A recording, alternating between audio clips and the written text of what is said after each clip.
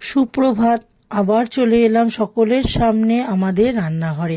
আজকে আমি রান্না করে দেখাবো ধনিয়া পাবদা। এটি তৈরি করতে লাগবে পাবদা মাছ, ধনেপাতা, রসুন, কাঁচা লঙ্কা, টমেটো আর সর্ষে কাঁচা লঙ্কা বাটা আর ধনের গুঁড়ো, নুন, হলুদ, স্বাদ মতো একটু চিনি আর সর্ষের তেল। এবার প্রথমে আমি কি করব, ওভেনে কড়াইটা বসিয়ে দেবো। এবার কড়াইটা গরম হলে কিছুটা সর্ষের তেল আমি ঢেলে দেবো। এবার মাছের মধ্যে নুন, হলুদ আর একটু সর্ষের তেল এটা মাখিয়ে নেব, না হলে এই তেলের মধ্যে যখন ছাড়বো না মাছটা, পাবদা মাছটা খুব ফাটে। এবার এটাকে ভালো করে মাখিয়ে নিয়ে এতে তেলটাও গরম হয়ে যাবে। এবার মাছগুলোকে সব আমি একবারে ছেড়ে দেব। ছেড়ে দিয়ে আমি একটু ঢাকা দিয়ে রাখবো। ততক্ষণে আমি মিক্সির বাটির মধ্যে মশলাটা করে নেব। ধনেপাতা, রসুন, কাঁচা লঙ্কা, টমেটো আর ধনের গুঁড়ো, একটু সামান্য জল দিয়ে এবার আমি মশলাটাকে পেস্ট করে নেব। এবার এদিকে মশলাটা পেস্ট হতে হতে মাছের একটা দিক হয়ে যাবে। এবার মাছটাকে আরেকটু এবার উল্টে দেব। এবার উল্টে দিয়ে আবার একটু ঢাকা দিয়ে রাখবো। এবার কিছুক্ষণ পর আবার তারপর ঢাকাটাকে সরিয়ে নেব। ঢাকাটাকে সরিয়ে নিয়ে তখন মাছটা ভাজা হয়ে যাবে।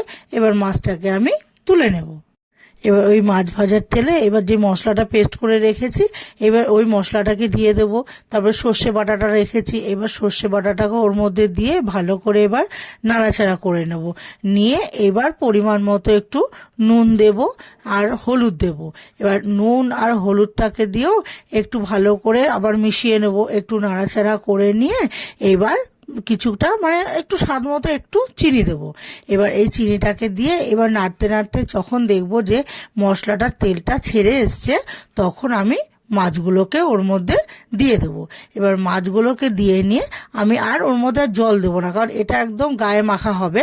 এবার ওই মাছের গায়ে পুরো মশলাটাকে মাখিয়ে নিয়ে তাহলে যখন দেখবো তেলও ছেড়ে গেছে, মশলাটাও ভালো করে মাছে মাখানো হয়ে গেছে, তাহলে আমার তৈরি হয়ে যাবে পাবদা মাছ।